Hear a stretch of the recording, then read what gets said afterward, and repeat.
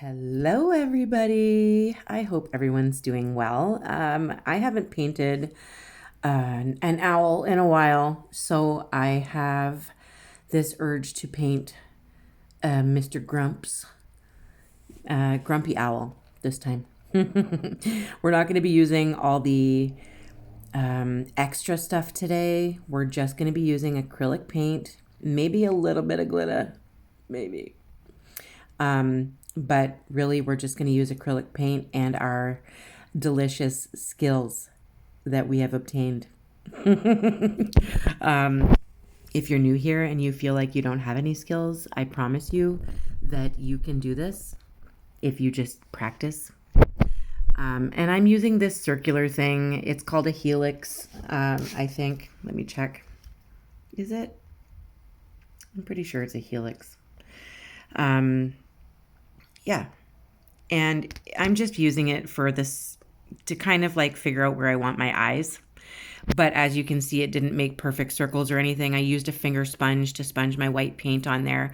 And I painted a strange little beak. We're going to work on that beak later. We're going to work on these zombie owl eyes later. They're not going to look like this. We're just putting a nice bright white base coat down, get it like primed, ready to go, because later on we're going to put some yellow and orange in there. And we need it to stay bright. So on top of this gray stone, we need to prime the areas that are going to be full of color. So I'm only priming his eyeballs. The rest, we're just going to wing it. Literally, we're going to make wings and feathers. And we're just going to try and make it as simple as possible. You can use a flat brush like this or one with an angle. It's just easy to do the wings when we're winging it, if you have that kind of brush.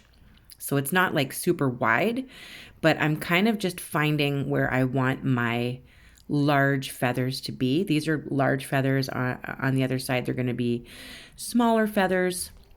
If you've seen my quiet little owl tutorial, this is very similar. But this is Mr. Grumps. He's a grumpy owl. He's quiet too, but he's grumpy. There's a difference. So I have used burnt umber, which is the brown shade, and I just kind of slapped that on there with that flat brush, and now I'm going in and kind of defining the feathers using black.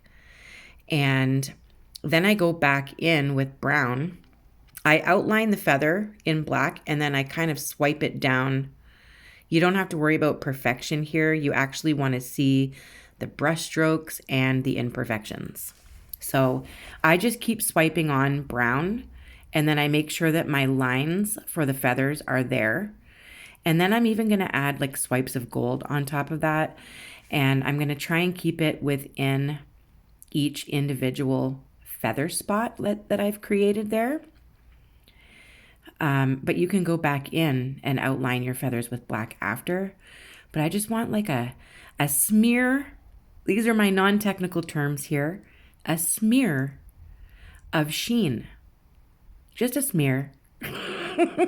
Not one of those bad smears that start with a P smear that women have to go to. We don't want that kind of smear. We want just a nice smear on the wing with gold. And then if you want to go back over that with a little bit of brown, you want to go back over with a little bit of black, it's totally up to you. Whatever shade you want your big feathers to be, that's all you got to do. And then I go back in and I find the black line again, just so I can separate each wing individually. But there's nothing perfect going on here. The more not perfect, the more brush strokes and black, gray, gold streaks or smears, any smears you have, that's what makes it. That's what actually makes the feather look better as far as I'm concerned. So usually I use a sponge and I try and sponge out those paint strokes, but I'm not going to do it this time. I'm going to keep the paint strokes, and that's how I want it to look. So you take your time, you do what you want to do with that part. We're going to do it one step at a time. Once you have your imperfect smeared feathers, you can outline it, make sure everything is there. It's the way you want it. And then we can move on to the next step. Each step I'll try and walk you through. That way you can find an easy way to do it yourself. And you don't have to use the same colors. You can literally do blues, greens, purples. You could do rainbow wing right here. Totally up to you. Get creative with it. This part, super simple. We're going to make like fish scales. They're actually like his chest feathers. He's only showing one of his wings. He's bringing it around front to kind of cover the front of his beak because he's grumpy, and most owls know it's better to just bite your tongue instead of saying something nasty, right? So that's what he's doing. He's grumpy. He has stuff to say, but he's just gonna keep his peeper quiet. I've been told that I'm repetitive. So I apologize for that. I don't want to upset anybody by being repetitive. I just don't really know how to explain most of the terminology when it comes to this. I've been doing this for a long time, but I'm not educated at school with artwork. I'm not an art student. I didn't go to school for this. I just picked up a paintbrush and found some rocks in a garden and decided to pretty them up. And this is where I am now. So my terminology might not make a whole lot of sense to you. I have pinstriped our little fish scales using gold. And you can slow that part down if you're a little bit weary on how to do it. But it's super simple. Just pinstripe them. Don't worry about them being perfect. And now I'm underlining that fish scale with black and then kind of blending a bit of shading underneath that. This stone is going to get super dark when I seal it with resin. You're not really going to see the shading too much. It might not be as noticeable once the stone darkens, but I'm leaving that natural stone to show through the pinstripes on his chest feathers, if that makes any sense. There's a method to my madness, I promise. So I'm just doing that with each row of fish scales, outlining it and then blending to kind of make it look like the feathers are on top of each other. There's like a little bit of shading going on, but still beautiful. A very, very handsome young man this is. I don't know how old he is. I'll let you guys decide his age, but you cannot decide his attitude. So there, I've made sure that that's good. I'm going to blend around the edge of his wing as well, just to separate that from the fish scales, right? Does your owl have fish scales? So I'm kind of blending on his beak here, but you're going to see me do it multiple times and I'm never really happy with it until later. I just kind of want to like give it the look of like it's a bit shiny down the center, like it's a shiny black beak with a little bit of wear and tear from however he, uses his beak to get his prey and eat his prey. And maybe he likes to bang his head on trees once in a while or just, headbutt people. Who knows? But I want his beak to look like a shiny black beak. So I want there to be the look of some lighter down the center of his nose. I'm not happy with it right now. You're going to see me go back to it a little bit later. But like me, if you get frustrated with something, move on to the next step and go back to that later. If you keep making mistakes and it's just not working out, it might just be your mood. It might be because you haven't eaten today. So leave that like I am, the nose, his beak, And I'm going back to the eyes now that they're just sitting there all dry waiting to be colored. So I've used a sponge again, a finger sponge, and I put moon yellow in the eyes. And then I'm adding some pure pumpkin up top, and I'm just kind of blending it to give it that smooth transition from yellow to orange, that ombre effect, or airbrushing kind of looks like when you use sponges. So that's got to dry. Now we got to do his head feathers. So they're a little bit different from his chest feathers and his bigger feathers, his wing feathers. These are a little different. So this is easy. You just grab a little paintbrush and you just flick little bits of black in random areas like I'm doing. Then I'm going to go in and do the same thing with brown like I'm already doing. I don't work this fast. This has been sped up, by the way. You are not expected to work this fast. This literally took me like 2 days on and off between everything else that I have going on. So don't rush yourself. Take time. This part's easy though. You're just kind of playing at this point. It's just fun. Keep going back, add white, black. Some of the feathers turn gray because of the white and black mixing together and everything's wet. Then there's brown.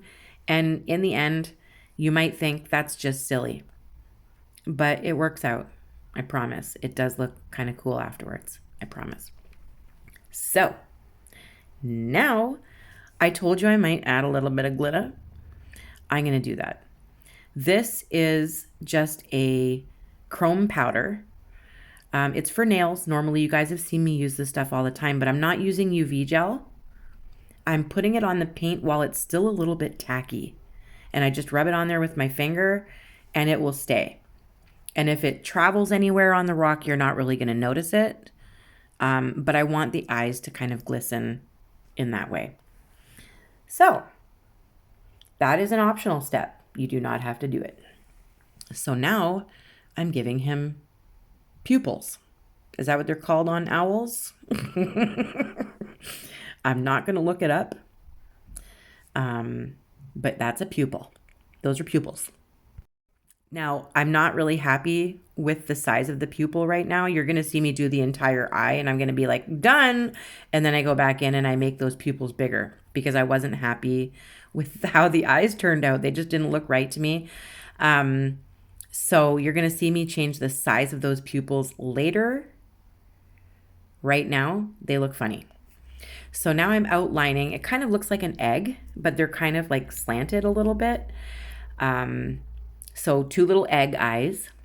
Don't worry about, just be careful getting black paint on the yellow and orange. Be careful because it's hard to fix yellow or orange over top of black paint. It is like very hard to do. So we're going to be very careful. I'm still going to make them bigger. I know I was just adjusting that right there, but they're going to be even bigger, those pupils, because I just feel like he just looks like he's looking upwards. He doesn't really look fed up or grumpy.